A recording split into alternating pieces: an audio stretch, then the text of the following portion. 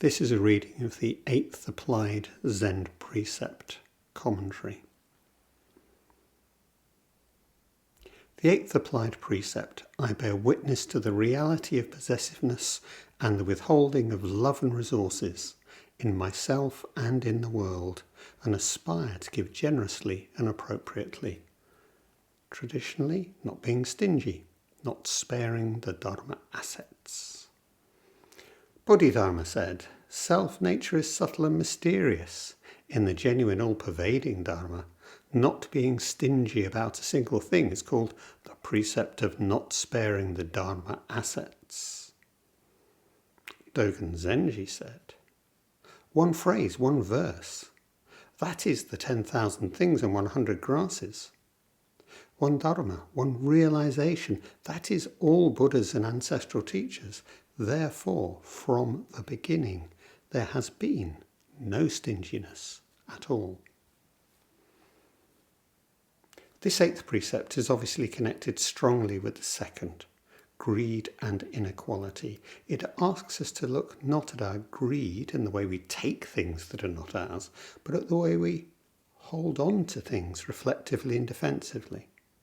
Traditionally, our stinginess. But what counts as stingy? What are the Dharma assets referred to? Stingy is such a particularly English word. Does it really translate the Sanskrit, Chinese, Japanese understandings of the original? Dharma, we know well, and well enough to know we can't ever contain or exhaust its meanings. Assets sounds like something we keep in the bank, maybe my share or property portfolios. As if.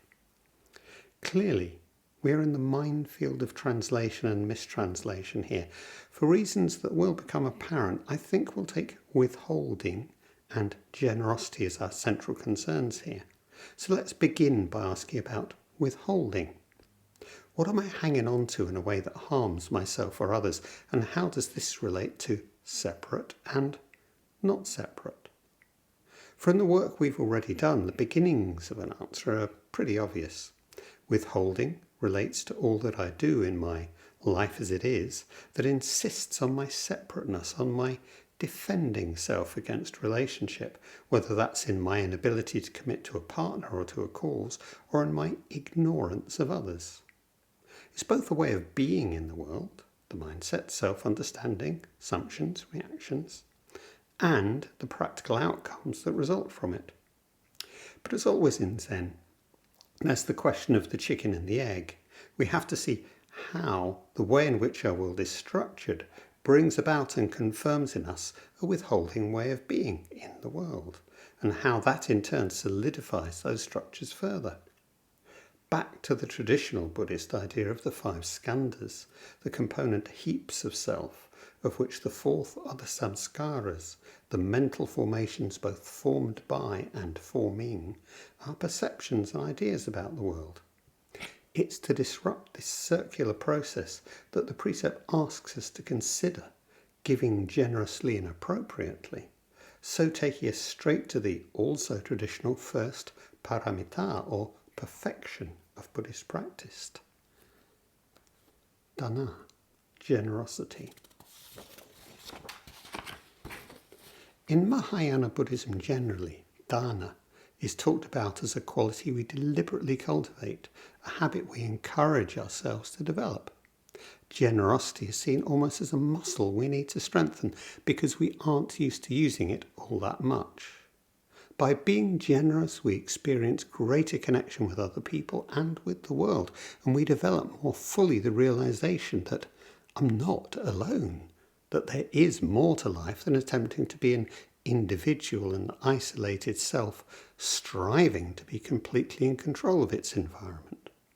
It's also stressed that giving may not only involve material things, money, food or whatever, but may also be giving our time, our attention, our love, compassion, or even our life itself. There are the Jataka tales of the previous lives of the Buddha, in which the Bodhisattva, as he is then known, freely gives himself to be eaten by starving tiger cubs, or gives up his body parts to those who ask for them, without even the question of any need on their part. Generosity also relates to the Brahma Vihara, the divine abidings better known from Theravada Buddhism and insight meditation. Cultivating feelings of metta, friendliness, kindliness towards others, and mudita, happiness at their success, shows different aspects of being giving rather than withholding. Mudita specifically addresses the life as competition, dog-eat-dog approach that our economics and media tell us life has to be. If we really all did take this attitude all the time, then society would collapse instantly. Life is not a zero-sum game, and we live and thrive only through connection with and the care of others. The practice of mudita helps us experience this better. Developing karuna, compassion or care, the third of the Brahma Vihara, encourages us to be more actively empathetic towards others. All of these practices are intentional in a way that's foreign to Zen and in particular to ordinary mind, though metta practice does seem to be becoming more popular generally among Zen students in the West. The example of how insight meditation treats the Brahma Vihara offers us a bridge to a more ordinary mind approach to them. By using these practices as opportunities to orient our awareness, exactly what bodily sensations, what feelings and thoughts arise as I am reciting and then sit with these words. In this way we can use them as an opportunity for investigation in our usual way, opening to how we embrace and or resist these states of mind. The real test, as always, is how these show up, or not, as actions in our everyday lives in the years and decades to come. The major danger with trying to cultivate generosity actively is that it gives us a big incentive to not be honest, to blank out the feelings we'd rather not be having, or even to revel in the self-hatred of fixating on them. As we've noted before, every positive intention we frame invites us to self-dishonesty, both as pretense, oh, I really do feel so much compassion for the world, and as self-shaming. I don't love other people at all, and I get so jealous. Oh, how awful am I? No judgment here, of course. From the ordinary mind perspective, this is all just more to investigate and work with. In fact, in terms of non-separation, I don't want to separate off from my stinginess, my withholding, my possessiveness. As always, our practice is awareness. I become aware of these qualities as I display them and as I recognize them in me and as me. I recognize my reactions to them also, how I feel when I'm showing my possessiveness, for example, and how I feel about feeling that way. Am I judgmental or justifying myself to myself? But to do this, we need the willingness to be aware and some self-honesty about what we're really feeling. This is actually showing generosity to myself, allowing honest awareness, allowing it to be okay to feel what I feel. Not to be afraid of what I feel. This is the gift of non-fear that Avalokiteshvara Canon offers us as the Heart Sutra, and also the gift the Buddha offers in the Abhaya Mudra, the raised hand with palm outwards, as it's seen in so much sculpture. Fear can reveal itself too in how we receive gifts. My mother, a woman of modest means and very modest tastes, was always embarrassed by receiving any gift she could think of as being posh or significantly generous. I've met many students who are similarly unhappy when receiving gifts. There's always the thought lurking for them of, oh, where's the catch? What's the comeback? What's expected in return? This is a different kind of withholdingness, of stinginess. Again, the cause is fear.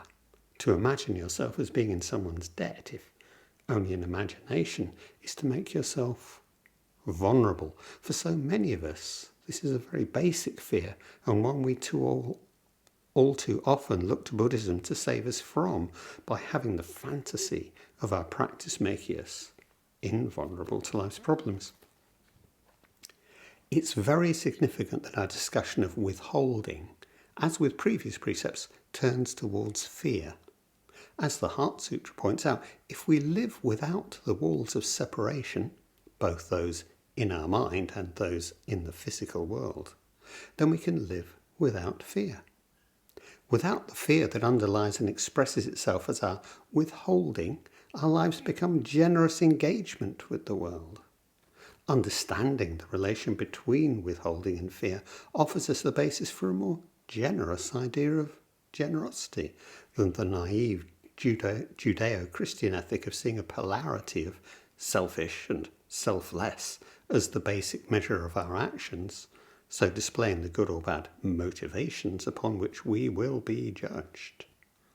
Whether directly or indirectly emerging from our fear, withholding is rarely our simple bad intention. Withholding is closure. Generosity is openness. Withholding is our fixity of judgment, our failure to treat or talk of others with openness and possibility. Withholding is what happens when we find ourselves locked within a spiral of personal shame. Withholding is our fear of relationship with others, but also with ourselves. Withholding is our ignorance, both in our active turning away and in our unconscious dissociation from what is actually in front of us or only barely beyond our gaze. Withholding is my fear of impermanence, and so always feeling the need to hold on.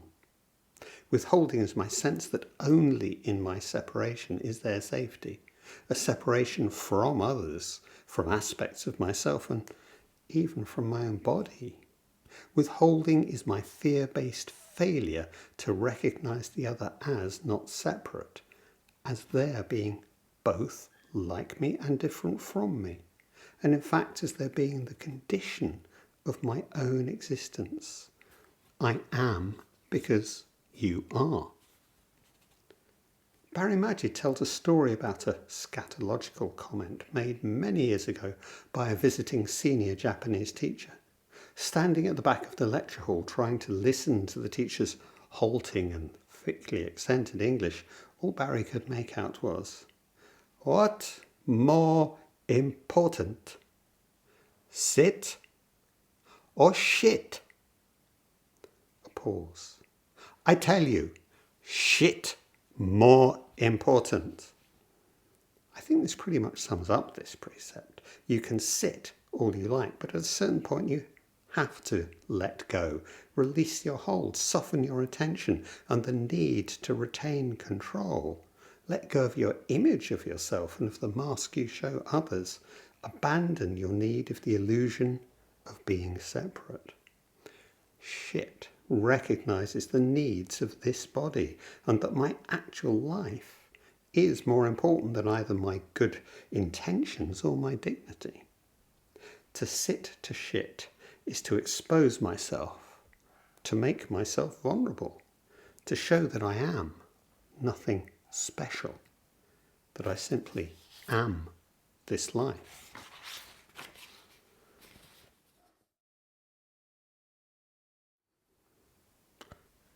This letting go is actually much easier said than done. As the releasing of our need to hold on and so to control, letting go often gets talked about in terms of grace or surrender. That salvation was not a reward to be earned of God, and that the best we may hope for is that God might freely grant us his grace, was the founding principle of the Lutheran Reformation. In relation to our conscious intention and struggle, of course, our Zen practice reminds us over and again that our determination to retain control, to subject the world or even the course of our own lives to our separate will, is at best fantasy, and as one of Joko's key teachings asks us, if it's me versus the world, who do you think is going to win? So in one sense, there is nothing, has never been anything at all in the world except grace. The infinite gift of this world to itself is the interconnection and mutual care of all beings. As Dogen says, therefore, from the beginning, there has been no stinginess at all. The more we realise this in all senses, understand, experience and show through our actions, the more our life simply becomes one of generosity. Surrender, like some aspects of letting go, is something that happens to us rather than something we actively do. And surrender requires that our faith in life, the universe, or however else we choose to phrase it, has in this sense become total. We rest in the care of the universe. If in one sense surrender is the abandonment of self, of aspects of our intention and individual will, then would the ideal of generosity instead just be to give, give, give, without question or reserve? Barry Magid, writing in Nothing is Hidden from 2013, points to the analyst Emmanuel Gent's important distinction between surrender and submission that is very relevant here. Gent argues that we too often mistake submission for surrender, that the longing for liberation inherent in genuine surrender lies behind the maladaptive compromises involved in submission and masochism. Gent went so far as to call masochism a perversion of surrender, a way in which our longing for genuine release at the deepest level is hijacked by submission to another person's will. If in our terms surrender is the experiencing of a state of grace in relation to the universe and hence lacks either subject or object in this sense, then my submission can only ever be as an object. My submission makes of me an object, and that submission is always to someone or something. Surrender opens onto new experience and possibility. Submission closes the door on it. In surrender, I own my vulnerability. In submission, my vulnerability owns me. So when I read and hear in discussions of this precept the suggestion that it's about asking us to imagine simply loving 100% without reserve or conditions, then alarm bells sound. In a sense, of course, what a wonderful fantasy that feels, and which of us would not both want to offer and to receive such a love? Give, give, give. But bang, there's the exact problem. Even ideas such as love is a dangerous master. To submit to a person, and even perhaps especially the object of our love, is to open the door to exploitation and coercion, or worse. And this, of course, is how grooming and coercive control operate. Of course you want to do this for me, and in a sense you do. But the same applies too to fidelity, to the party, or those who claim to represent God or country, and potentially extends, of course, to devotion to my own Buddhist practice. Giving one's own flesh to feed starving tiger cubs is a nice story, and as a demonstration of the future Buddha's utter dedication to the fulfillment of his spiritual task, it makes sense. But it's emphatically not a plan for any kind of life in the world, and especially not for a life shared with others. The Jataka tales themselves make this clear. In another story, he's perfectly happy to give away his wife and children to be effectively slaves because it serves the same higher spiritual purpose. One might also speak of the voluntary submission of the Buddhist monastic to their abbot's authority, and with it the renunciation of both material objects and of self-determination. For the monastic, their practicing generosity is contained and constrained within their way of life, itself offering a kind of safety that we in the world have to live without. As Barry Magid, quoting Bob Dylan, is fond of saying, "When you got nothing to lose." Surrender, by contrast, and the generosity that comes with it are not limitation, but to feel seen by the universe and to dance with it, and so to be at ease with our vulnerability and our inescapable not knowing. Surrender is not fusion or merger. It does not erase difference. So what of generosity in the wider sense? Generosity is our curiosity. It is our active engagement with others and with the things of the world. Generosity is our bearing witness to our own suffering and the suffering of others and to the causes of that suffering. Generosity is my commitment to non-violence. Generosity is immersion in life, in the minutiae of my day-to-day and my simultaneous awareness of the bigger picture.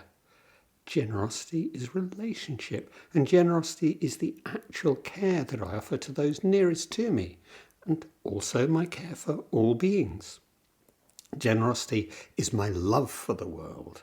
Generosity is my vulnerability and my embracing and living at ease with that vulnerability. It's as non-separation that the Prajnaparamita Sutras, the Diamond Sutra amongst others, talk of no giver, nothing given and no one given to. What does this actually mean? Too easy, though it's often presented in this way, to say this refers to the fundamental unreality of all things, or even that this is something to do with the lack of all distinction in the absolute. It's actually a teaching on emptiness as non-separation, as we experience it directly in each moment. That gift, giver, and given to presuppose each other and so are intrinsically non-separate, and so exist as separate only conventionally, relatively. What is considered a gift, what kind of giving counts as such, and what kind of receiving, are all defined within our culture, and such definitions change from place to place and time to time. What remains, though always changing its form, is the flow of interconnection and interdependence, interbeing. So we can talk about the spirit in which we give, not as good or bad motives, though it's often discussed as such, but rather a question of how we just respond to the needs of others without the need to justify or praise ourselves or feel the recipient should be grateful or the gift reciprocated. This is the opposite of the great acts of philanthropy that gift a museum wing or endow a hospital department in the donor's name. We might even think there's more of a Marxist tone to it, from each according to their abilities, to each according to their needs. The French have a descriptive phrase that fits, c'est normal. That's just the way it should be. No worries, no big deal. The left hand helps out the right. Why wouldn't it? We just do what's needed, what's appropriate. Appropriate is an important word in Zen, and we'll come back to with the 10th precept. It's to say that Zen is always situational, a question of what's needed or helpful here and now in this unique context. That's one sense in which Zen is a transmission outside the sutras. It's not that we don't read them, we just don't expect to find any fixed answers written down there. What answers there are here and now.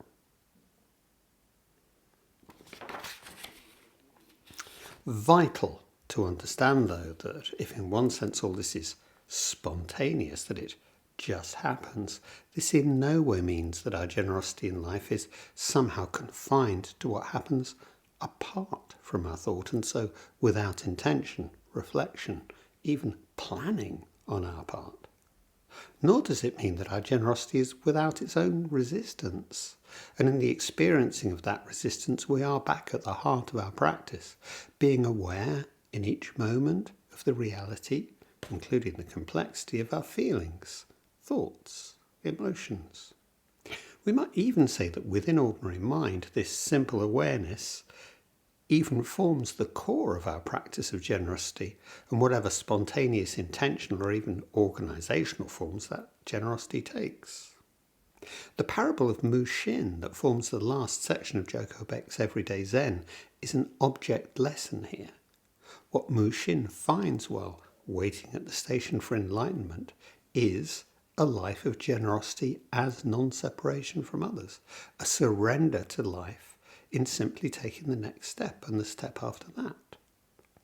Joko can seem a little classically anti-intellectual at times in her Zen, but here in her story of Mushin is organising activities, construction work, diagnosing what his community needs and how to meet those needs.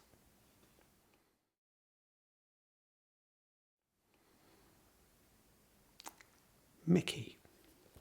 I'll finish with a story of my own, true in its essentials. This eighth precept is the mirror of the second, the traditional wording of which is not taking things not freely given. It was the systematic taking of things not freely given that led Mickey to being sent to prison. Raised in Birmingham's criminal underworld, he joined a gang of armed bank robbers. I didn't care who I hurt or how badly. I didn't enjoy the violence, but if they got in my way. In the final robbery before he was caught, a bank employee was shot dead and Mickey got a life sentence. He'd already been inside for 30 years when I met him, and so disillusioned with the criminal justice system that he'd become despairing about convincing the parole board that it would be now safe to release him. In prison, Mickey had always been the hard man, exceptionally fit, exceptionally strong, and used to long periods in solitary confinement resulting from the many conflicts he got into with the prison authorities. A decade into his sentence, his 2 teenage sons had died in drugs-related violence. He was devastated.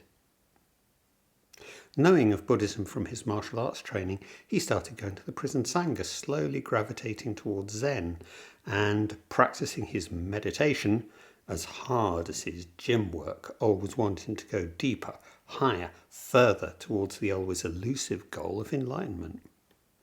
Along the way, he began to develop a genuine empathy for all human and animal suffering, which brought with it a strong sense of ethics, and both for himself personally and about how his prison community functioned. Over time, he became effectively the father figure for whichever prison wing he was on, making sure that those potentially vulnerable prisoners, those new to prison or new to the wing or the very young, weren't picked on or taken advantage of in any way, including sexually. He became the person to whom anyone short of shower gel or coffee could go, the person you could ask for help if you found yourself on the wrong side of another prisoner or even a member of staff. He gained this role because while being the hard man, he could be trusted absolutely and was himself very generous with his time and few possessions, and his offer of protection on the wing came entirely without strings. Of course, protection in prison is itself synonymous with extortion, coercion and abuse, but Mickey really was on the level, and the staff who knew him well all recognised that he used his talents and status to make the wing run far more smoothly and caringly than it would have done without him. When I met him, he had a huge ring binder file of thank you letters from those he'd met and helped during their time in prison, some staying in touch for years afterwards. However caring towards others, this did not extend to himself. In Barry Magid's terms, he was on a mission to save all beings minus one. Part of being the hard man was the idea that I'm fine here, it doesn't matter if I never get out of this place, I'm not going begging to those bastards on the parole board. I'd happily do the rest of my life in solitary if that's what it takes. I don't need possessions, don't need anyone. This despite the obvious fact that relationship, in the widest sense, was what had sustained and nourished him over the decades inside, primarily through the help he'd been able to offer other people. To challenge his own hard man image, I gave him a book of the teachings of the 17th century Zen teacher Bankei, who had himself started out as the hard man's hard man of monks. No one ever practiced with more rigour, determination or lack of regard for their health or well-being than Bankei did. And yet his great insight came when he realised that this approach was precisely the problem, and from the beginning had been unnecessary. Just act like the Buddha you already are. Bankei's teaching hit Mickey like a brick and stopped him joyfully dead in his tracks. When I sit now, I don't try to do anything. I don't strain. I just sit. It's never made sense like this before. Nothing to do, nowhere to go. Everything perfect, just as it is. It was this insight that now helped him to experience fully, for the first time, his continued feelings for his ex-wife. She'd divorced him early on in his sentence, but they'd more or less kept in touch. And now, more than 20 years later, they met again, wrote, phoned, and kept up regular and increasingly warm contact. There was suddenly the excitement of a possible future of reconciliation. Wonderful and also terrifying for somebody in Mickey's position to find he now had a reason to want, to need to be released. Mickey had been developing his generosity towards others for 2 decades, but now he was finally able to show himself the same generosity by admitting to and experiencing his own need for relationship, his own vulnerability, which was of course the precondition for any renewed relationship with his wife, one which I assume would have involved finally processing together their grief at the tragic death of both their sons.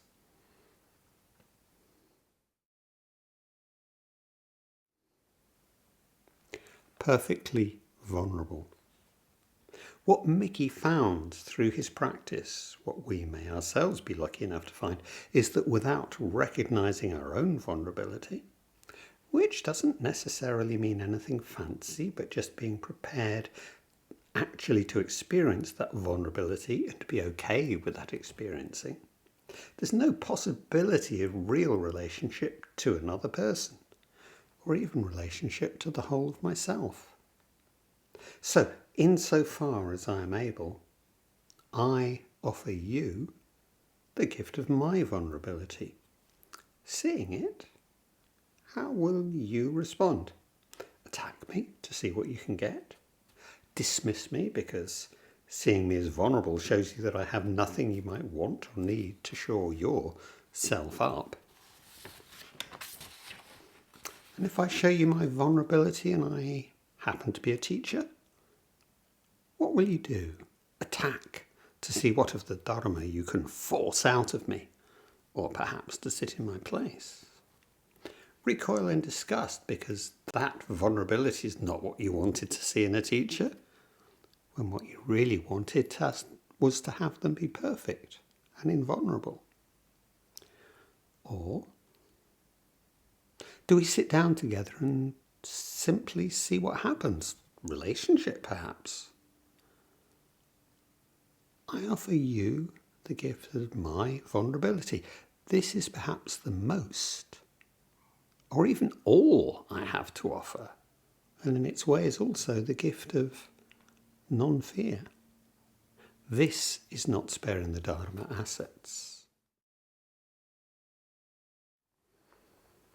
In their short commentaries, both Dogen and Bodhidharma point to the reality and universality of non-separation. Bodhidharma talks of the all-pervading Dharma everywhere, without distinction. So our practice is just recognizing this, and that this is still the case, whether we recognize it or not. Not to manifest stinginess, not to delude oneself in separation, is not to spare the Dharma assets. Dogen takes us a step further, which can be useful in understanding the difficult idea of the identity of practice and realization. As non-separation, one phrase, one verse, are all things. One period sitting Zazen is awakening enlightenment of the whole world already. Therefore, as there is nothing to gain, nothing to do from the very beginning, there has been no stinginess. It's good to understand that there is generosity, perfection in everything, but this does not cancel the reality of our need, our lack, our suffering, nor, and perhaps especially, the suffering of others. This is not wish fulfillment, not ignorance. Giving appropriately may be very simple. The atonement gutta, the at-one-ment gutta, points to the offering that is each period of zazen that we sit. Just turning up at Sangha, offering my presence and my full attention. Finding you've just cooked and washed up without any problem because your partner looked tired, even though it was their turn. Or doing it despite feeling too tired, too crabby, too put upon, but doing it anyway and working with those feelings of resistance. Playing that game with the children, although there are more pressing things to do. Helping out, volunteering, going on a demonstration, writing to a friend, founding an NGO, starting a liberation movement. Whatever.